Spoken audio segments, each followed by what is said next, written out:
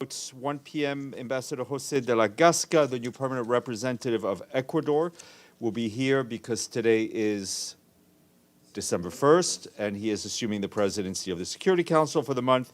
He'll be briefing you on the program of work. He will be joined by his political coordinator, Monica Sanchez. At 2 p.m., there will be a briefing here sponsored by the Permanent Mission of Austria to these United Nations on the second meeting of the states parties to the Treaty on the Prohibition of Nuclear Weapons. And finally, at 6 p.m. on Friday, there will be a briefing here by Ambassador Juan Raymond de la Fuente Ramirez of Mexico, who is the president of the second meeting of states parties to the prohibition of nuclear weapons.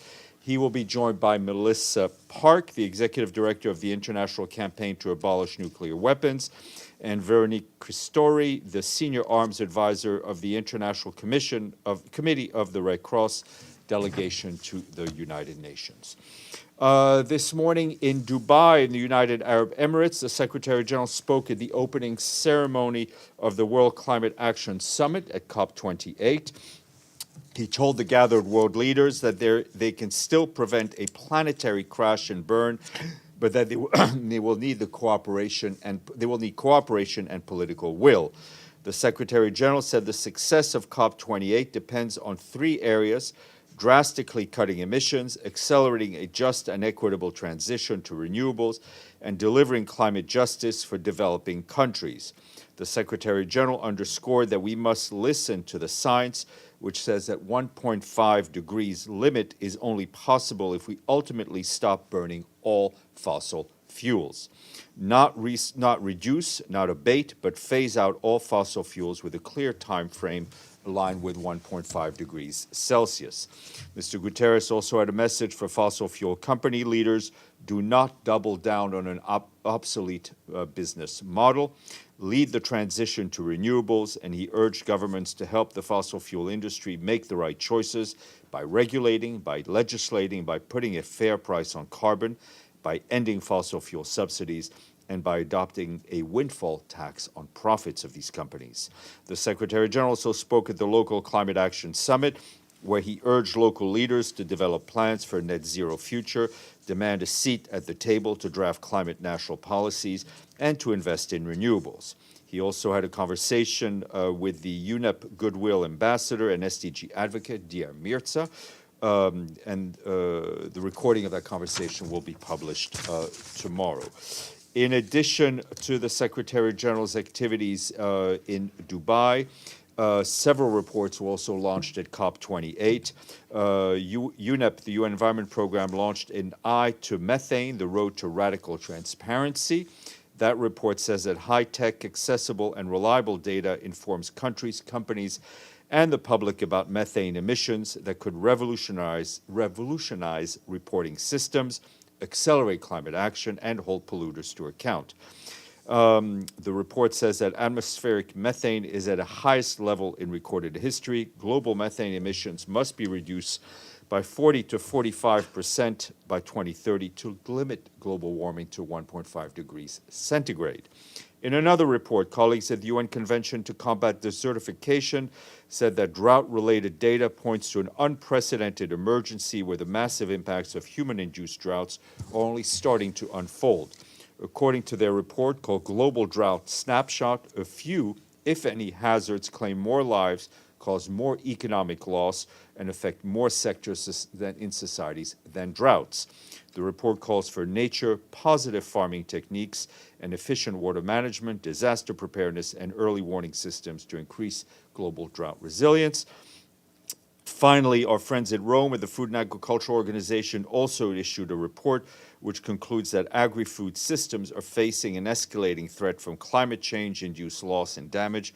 The report says that action, including increasing financing, must be taken to address their vulnerabilities. All those reports are available on the interweb, and I encourage you to take a look at them.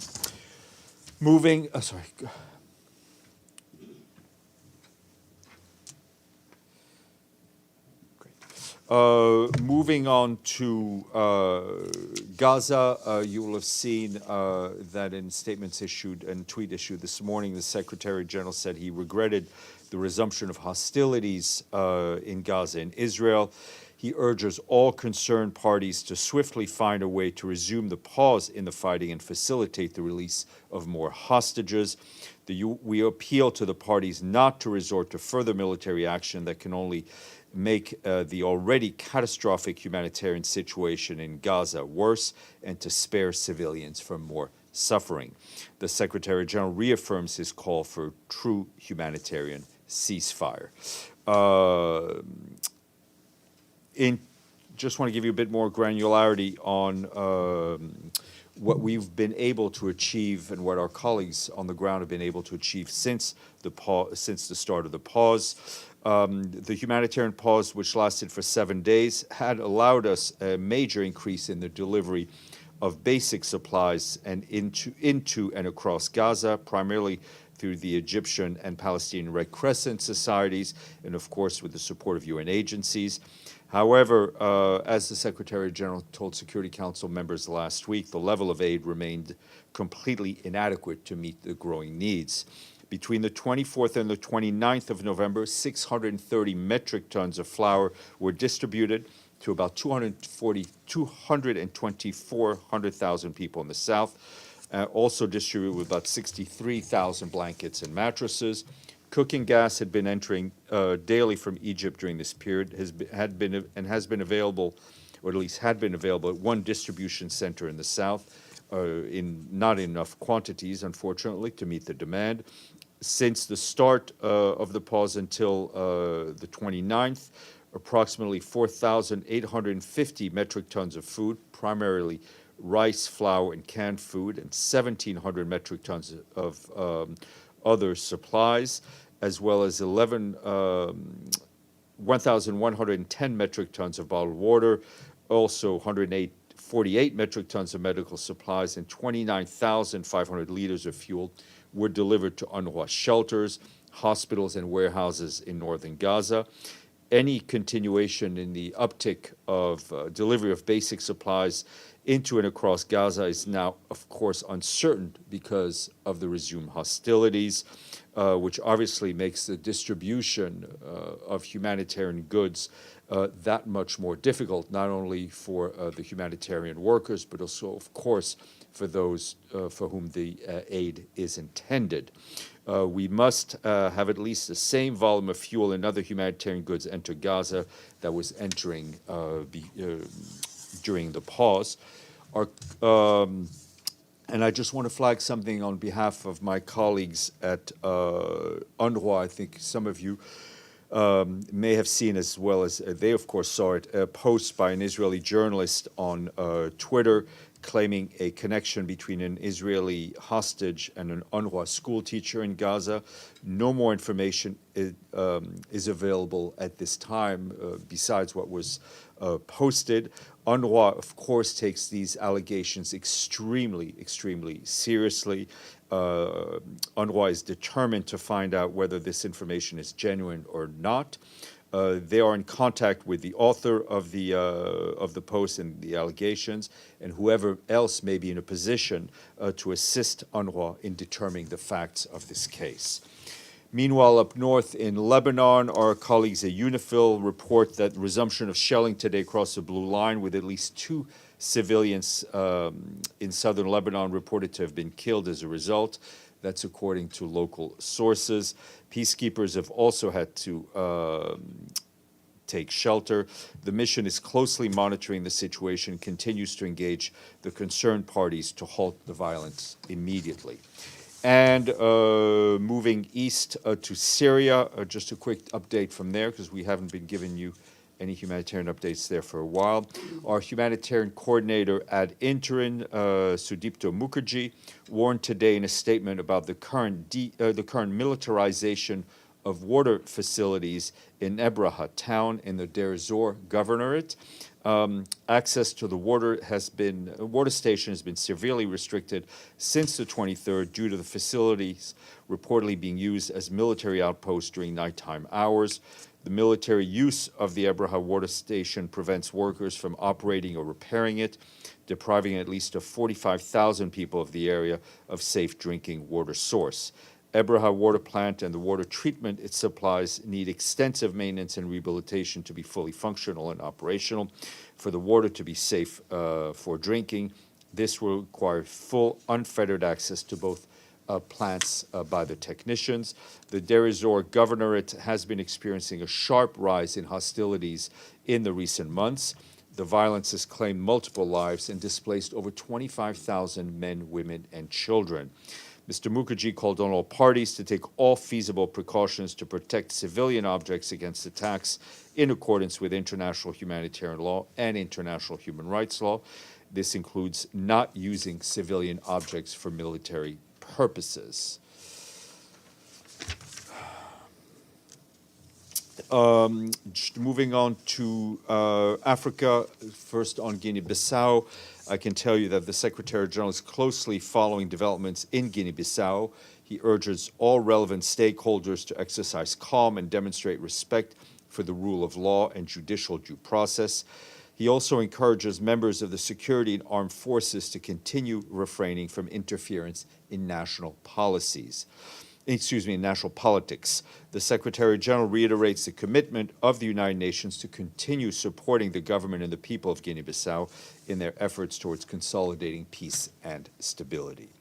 And in South Sudan, our peacekeeping mission there, UNMISS, reports that fighting has intensified. It reports that they have intensified patrols in the area around Lear Town and Unity States, following reports of attacks by pro-government forces and armed youth on a base operated by the Sudan People's Liberation Army in opposition.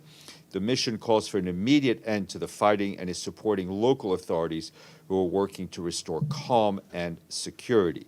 After the incident on November 28, thousands of civilians fled from the impacted areas and are now seeking shelter in Lear Town. Mr. Haysom, the head of the peacekeeping mission there, has expressed deep concern over reports of youths being mobilized and increasing defections of armed personnel. He stresses this may destroy the trust and gains made by the parties to the peace process and worsen the humanitarian situation. Our mission is engaging with officials in the Sudan People's Liberation Movement and in the liberation movement in opposition. Authorities across authorities across the state to avoid further violence. And in Somalia, the humanitarian coordinator there, George Conway, together with the government and a Somali NGO consortium, jointly warned that the country is in the midst of a disaster as devastating rains and floods continue to spread. Since October, and we've been reporting this to you, some 2 million people have been impacted by torrential rains, flash flood, and riverine floods. More than 750,000 people are displaced from their homes, and nearly 100 people have been killed throughout different parts of the country. The continuing heavy rains and floods are expected to swamp at least 1.5 million hectares of farmlands through December. With 1 month to go until the end of the year, and despite massive needs, the 2023 humanitarian response plan for Somalia, which seeks more than $2.6 billion to meet the needs of 7.6 million people, is only 42% funded at about $1 billion. Aid organizations cannot meet current and new needs without additional resources. And more information you can find on Relief Web. A few international days to flag. Today is World AIDS Day, and we had the Deputy Director of UNAIDS here earlier this week to brief you on that. AIDS-related deaths have fallen by almost 70% since their peak in 2004. In his message, the Secretary General calls to, quote, finish the job because AIDS is beatable. Tomorrow is the International Day for the Abolition of Slavery. In his message, the Secretary General calls to remember the victims of the past, particularly the millions of African people ripped from their homes, exploited and brutalized or killed during the transatlantic slave trade. And on Sunday is the International Day of Persons with Disabilities. On this important day, the Secretary General calls on the world to work side by side with persons with disabilities to design and deliver solutions based on equal rights in every country, in every community. Benno. Thank you, Steph. About the UNRWA tweet you already mentioned, are you aware who that accused school teacher is? No, And I are you mean, in touch with him? the point is, this is a very serious accusation and one that UNRWA takes extremely seriously, right? The challenge is that the only information that they have is what was posted, right? They've reached out to the journalists, they've reached out to others in order to try to get information to start to see how they can deal with this situation, which if true, would be utterly unacceptable to say the least. But like, do I read it correctly between the lines that you are not yet in touch with the individual accused? What I'm saying to you is that the only information that we have is what was posted on Twitter, right, by the journalist, which doesn't mention names of, doesn't mention the name of the person who could be involved in this. Okay, then maybe a follow up on this. Is there any other information about other UNRWA personnel that might have direct or indirect contact No, with none. Hamas? None. Or And if anybody has them, they should pass them on to UNRWA. Amélie, and then Margaret.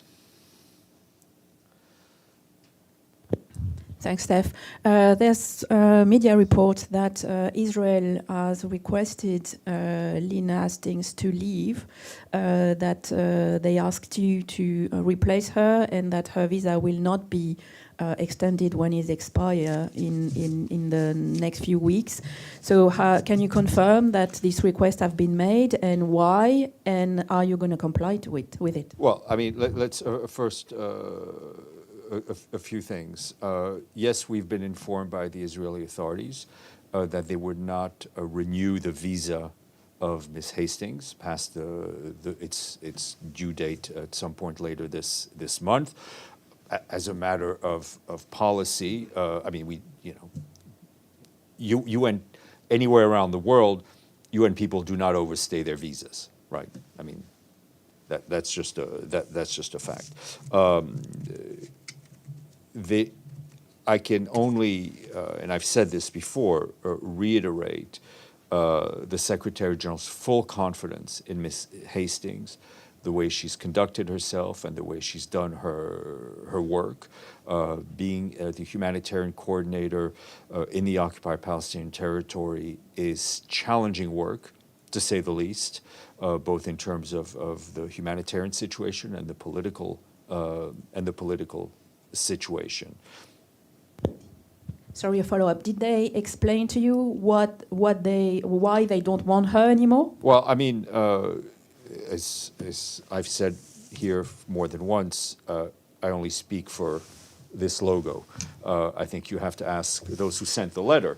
But I think you've seen some very public attacks on Twitter against her, which were utterly unacceptable, and personal direct attacks on UN personnel anywhere around the world is unacceptable and puts people's lives at risks. Madame Bashir. Steph, now that fuel has started to come into Gaza, although I guess it's halted today, do you know if the blackout has been eased, the electricity blackout, been eased at all? I know because of the fuel, we've been able to run some of our own generators.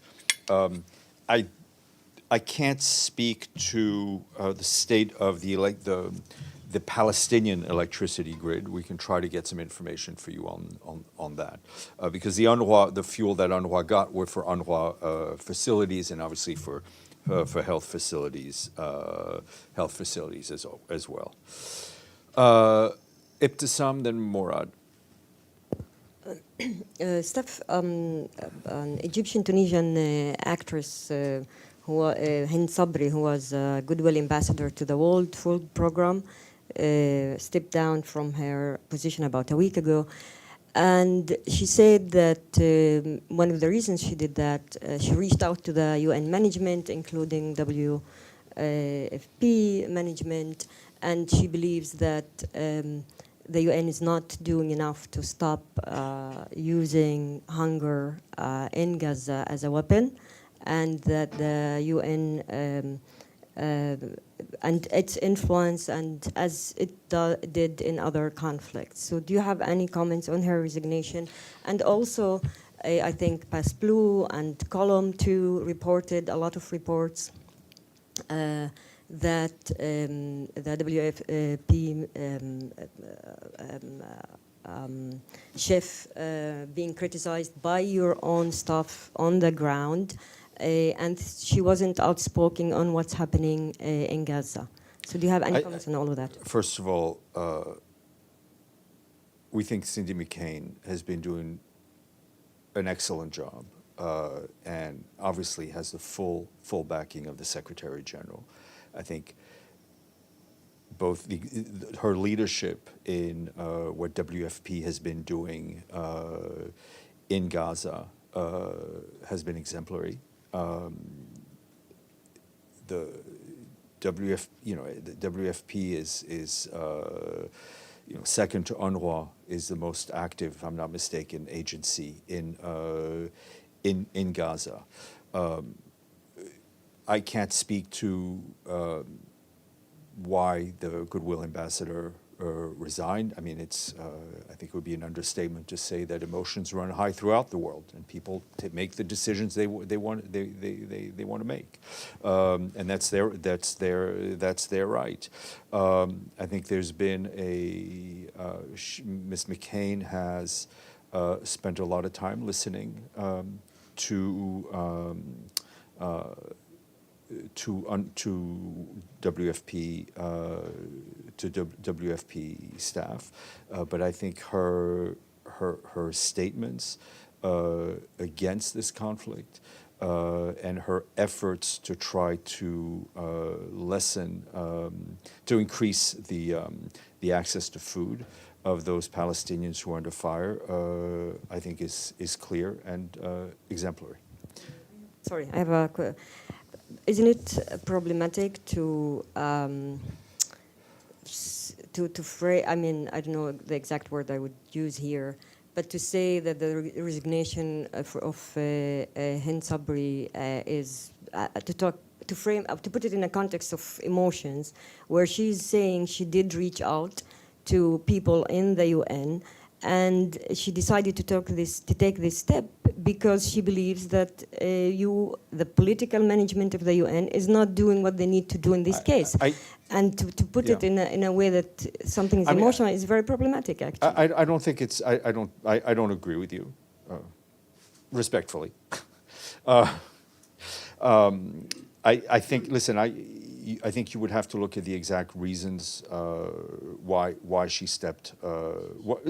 Exact reason why she stepped aside. I mean, being a goodwill ambassador for any agency is a voluntary post, and it's not the first time that a goodwill ambassador has decided to leave the United Nations for whatever reason they want. It has not, and we respect her choice, but it in no way alters our opinion of Cindy McCain's leadership, and as equally the impressive work that the World Food Program does around the world. Murad. Thank you, Stéphane. On the humanitarian aid, do you know how many trucks Gaza received during the 7 days? I listed it in terms. I mean, we'll send this around, but I listed it in terms of metric tons. Which I think is probably a better marker from our end, because to be clear, the trucks that go in, some of them carry UN aid, some carry aid for the Palestinian Red Crescent, so some of it is intermingled, and also I think that's important to keep in mind. There is what physically happens is that large trucks go through the Rafah gate. Right after they cross the Rafah gate, they're unloaded into smaller trucks, then deliver throughout Gaza. So I think I think probably we should not have started this kind of this accounting of trucks in the beginning, and I think it's more accurate to do an accounting by metric tons rather than by trucks. Dulcie. Yeah, just back to Cindy McCain. She said in some of the video recordings that she actually marked the November 13th UN commemoration of the UNRWA dead by going to a wall near a conference room in Rome at the World Food Program. Nobody knows what she's referring to. Do you know what she's talking about? Listen, I have no. First of all, I think people recording, video recording of private staff meetings, to me, as a staff member, I think is something that's unacceptable. People do it, whatever. I'm glad nobody records my internal staff meetings. I have zero doubt that the executive director of the World Food Program, just like staff members all over the world, observe their minute of silence in an appropriate and respectful way. It was not the Secretary General did not call for every staff member to go outside and do it as a group. He said people would observe it at their place of their place of work. So I don't know how to answer your question, frankly. Well, so you're satisfied with her response to the complaints from her staff that she actually did commemorate? Well, I mean, if she said she did, why would I not believe her? I don't know. I don't know. wanna hear I'm what the asking you. Why UN would I not thinks. believe her? Okay. Because there's no proof that she well, did this. I actually I mean, have I a don't know how you. follow-up. I'm not going to engage. I have a follow-up. Yes. She also says she went to this Halifax conference as a personal gesture because her husband was there's an award and he was being honored.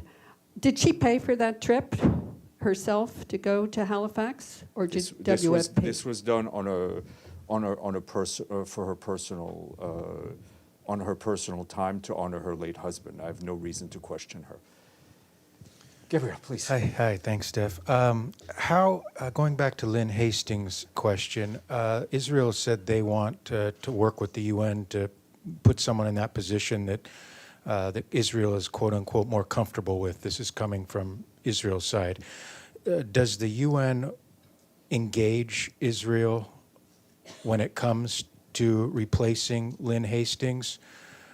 Will the UN work with Israel or not? I mean, it's not like there's a particular case and there would be some veto. We engage with every member state in which we send senior officials, right? Resident coordinators, because that's her, she's a humanitarian coordinator. She's also the resident, the head of the UN country team. And that's, it's just a statement of fact, because for every country we go to, from Afghanistan to Zimbabwe, UN staff need visas. So at the end of the day, we need to make sure that there's agreement and everybody is okay with the people that we send. But in other countries that you just mentioned, those countries aren't putting out posts on social media directly attacking UN officials. And I think we've been very clear in saying that these types of personal and public personal attacks were unacceptable. And I said it as soon as that post came out on Twitter, because I'm going to keep calling it Very Twitter. last one, thank you, I appreciate it, is how worried, with the resumption of hostilities now, how worried is the Secretary General about UN staff in Gaza, considering already this has been the most devastating war for UN humanitarians? Extremely. Deji, and then we'll go back to you, Benno, and then we'll go to Coach Class to Ephraim. After the resumption of the conflict, has the UN contact with the Egyptians and the Israeli to, let's say, iron out how would this humanitarian aid delivery go? Sorry, can you rephrase the beginning of the question? I mean, sorry, with the resumption of the conflict, I mean, Israeli forces started to bomb Gaza again.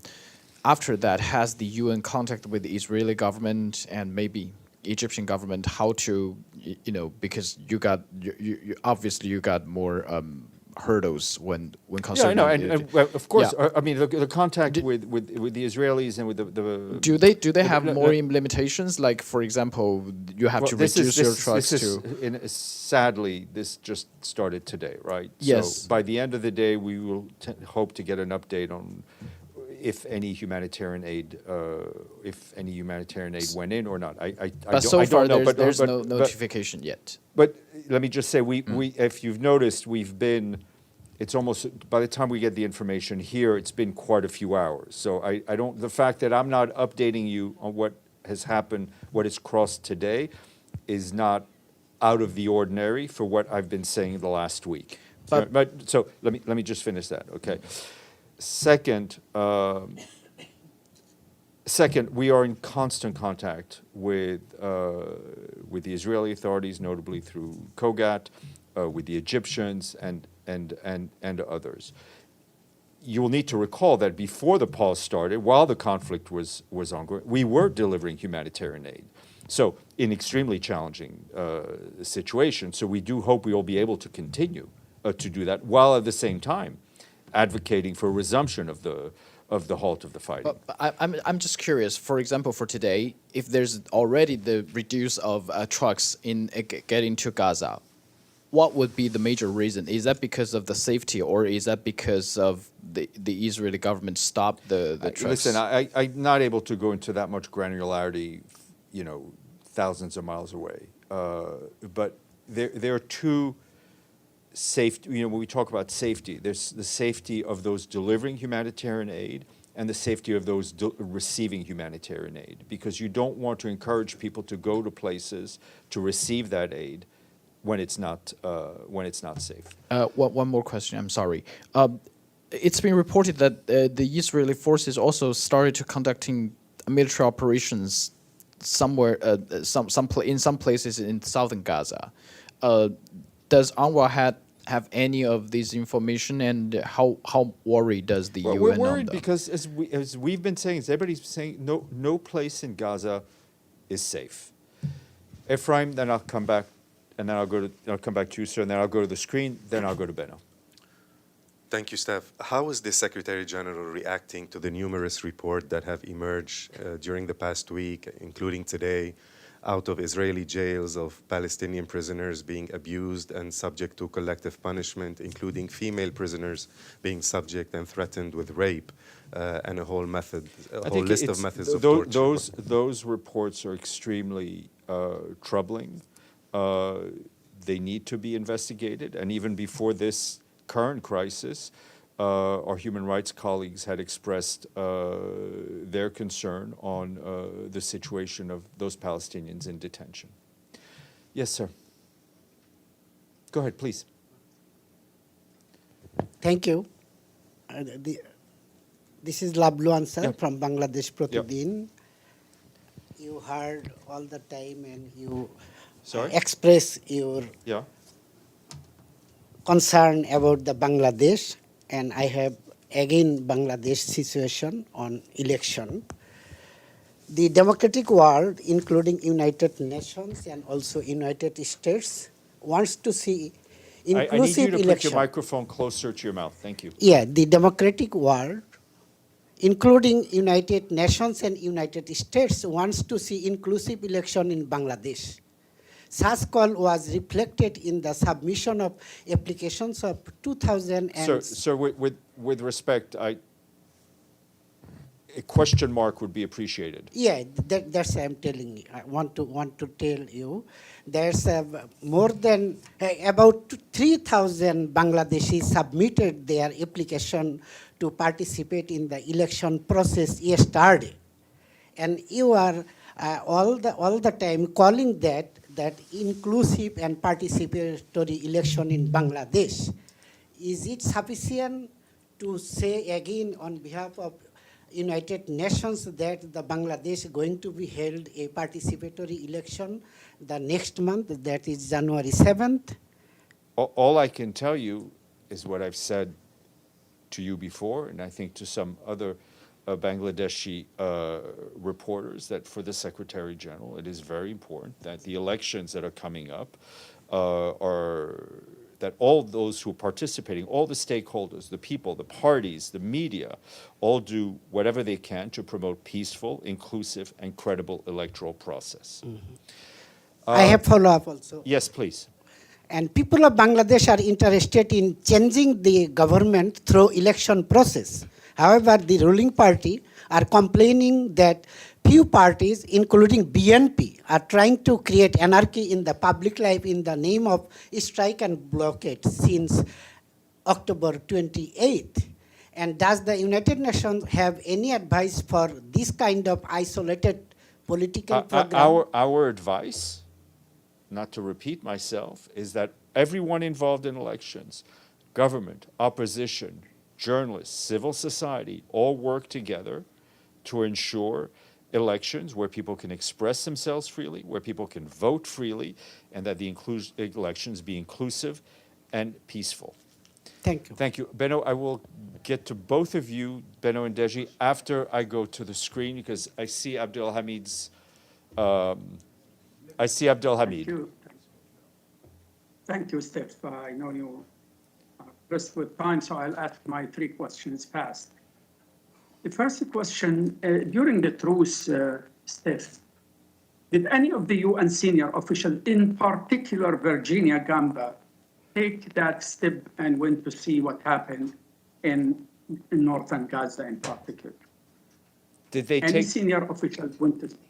Did they go to Gaza? visit? Well, we know that Catherine Russell went to Gaza at great personal risk because she suffered some pretty serious injuries in her drive up to Rafah, and even after the accident, she went in. Philippe Lazzarini went in. I think he was in again today.